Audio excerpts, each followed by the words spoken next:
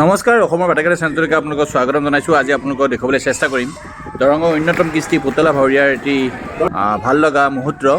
আপোনালোকে চাই থাকিব একেলগে। চিপাঝাৰ ইলেক্ট্ৰনিক মিডিয়া এছ'চিয়েশ্যনৰ উদ্যোগত দৰং কলা কৃষ্টি উন্নয়ন সংঘৰ সহযোগত এই আয়োজন কৰিছে পুতলা ভাৱৰীয়া প্ৰদৰ্শন।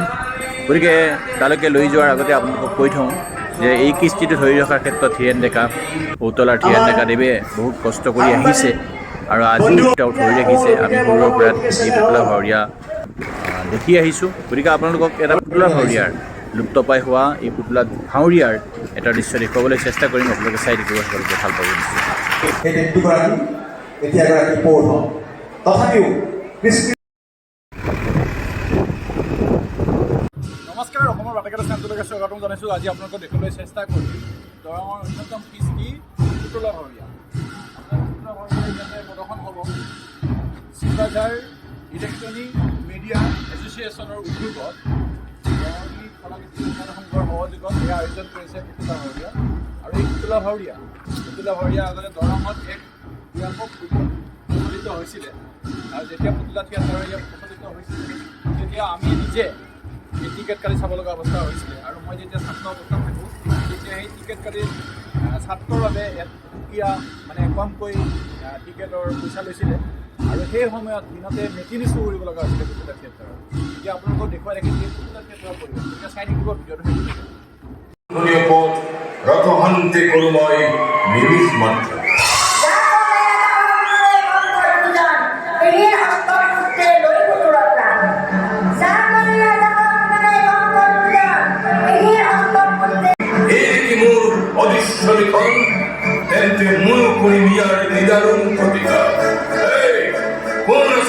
ৰক্ষী প্ৰহৰী একীক্ষণে কৰুণিক্ষে দুই অন্ধকাৰ পোতা হল।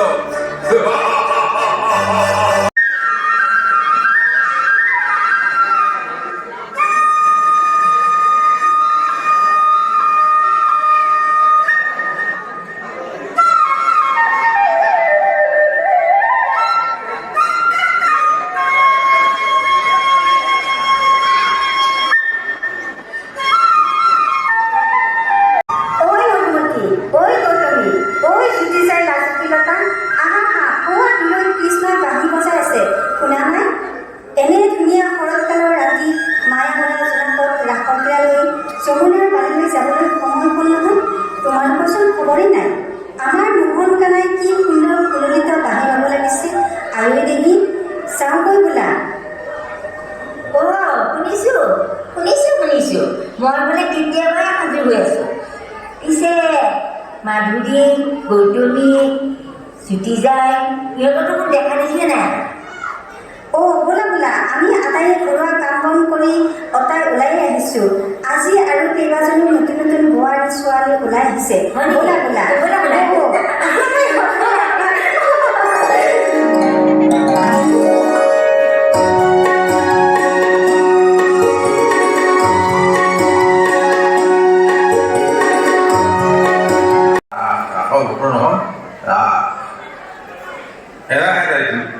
এই ৰাগ বোলা বস্তুটোনো কি আৰু তোৰ পৰা আহি মই হ'লে একো ততেই ধৰিব পৰা এওঁ কথা শুনা।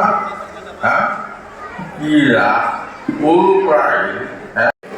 অত্যাচাৰী লালক কৰা বৰফুকনে জোঁৱাই ল'ৰা সিংহাসন নিষ্কণ্টক কৰিবলৈ সকলো ৰাজকুমাৰকে অংগক্ষত কৰি শেষত গদাপানীক নেপায় এই ব্যৱস্থা কৰিলে।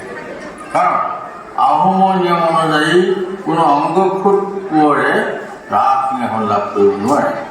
সেয়ে গদাপানীৰ বতৰ উলিয়াবলৈ জয়মতীক জেৰেঙা পথাৰলৈ নি এডাল পোত পৰা গছত বান্ধি এইদৰে শাস্তি দিয়াৰ ব্যৱস্থা কৰিলে।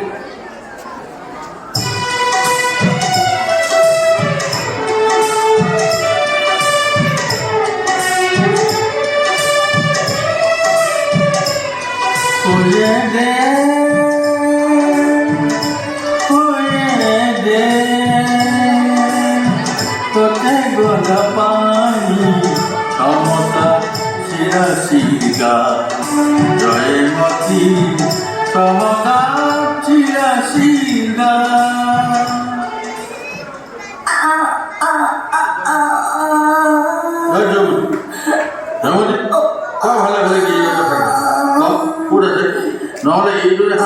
খাই থাকিলে মৰিয়ে থাকিবি হা এইটো সময় কোৱা নহ'লে আৰু নতুন নতুন শাস্তি দিবলৈ জানো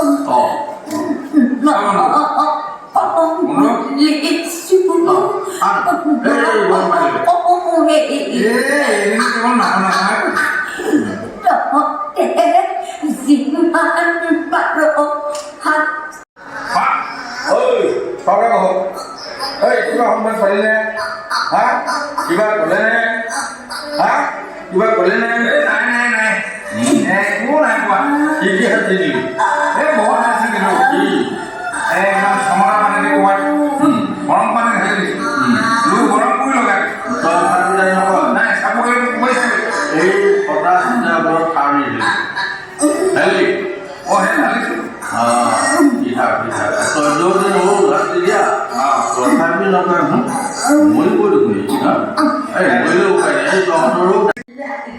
এনেকৈ পুতলা থিয়েটাৰৰ কলা কৌশলীসকলে কষ্ট কৰি থাকে দিনে নিশাই যিহেতু এতিয়া পুতলা থিয়েটাৰ লুপ্তপ্ৰায় অৱস্থাত হোৱা বুলিয়ে ক'ব পাৰি তথাপিও তেওঁলোকে কষ্ট কৰি জীয়াই ৰাখিছে এই কৃষ্টিটো গতিকে তেওঁলোকক ধন্যবাদ জ্ঞাপন কৰিছোঁ আপোনালোকক দেখুৱাই দিছোঁ কেনেকৈ কষ্ট কৰি থাকে তেওঁলোকে বেক চাইডে আৰু আপোনালোকৰ ভিডিঅ'টোৰ জৰিয়তে দেখুৱাবলৈ চেষ্টা কৰিছিলোঁ তেওঁলোকৰ কষ্ট সাৰ্থক হওক আৰু এনেকৈ চৰকাৰীভাৱে কিবা সুবিধা পাওক তেওঁলোকে তাকে কামনা কৰিছোঁ আৰু শেষলৈকে ভিডিঅ'টো চাই থকাৰ বাবে আপোনালোকক ধন্যবাদ জ্ঞাপন কৰিছোঁ যদি নতুনকৈ আহিছে চেনেলটো ছাবস্ক্ৰাইব কৰি দিব পৰৱৰ্তী ভাল ভাল ভিডিঅ' চাবলৈকে আৰু এই দেখুৱালোঁ আৰু চিপাঝাৰ ইলেক্ট্ৰনিক মিডিয়া এছ'চিয়েশ্যন তথা দৰং কলা উন্নয়ন সংঘক ধন্যবাদ জ্ঞাপন কৰিছোঁ এই কৃষ্টিটো আকৌ এবাৰ ৰাইজৰ মাজলৈকে ওলাই লৈ অহাৰ বাবে ধন্যবাদ।